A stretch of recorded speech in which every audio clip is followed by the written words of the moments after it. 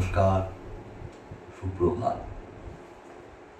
আজকে একটা ছুটির দিন পেলাম বলেই ইচ্ছে হলো যে আপনাদের একটু গান শোনাই, আপনাদেরও ভালো লাগবে। আমারও তো ভালো লাগেই গান গাইতে, আর সময়টাও ভালো কাটে। যাই হোক, শুরু করছি প্রকৃতি বর্ষা থেকে এই গানটা দিয়ে।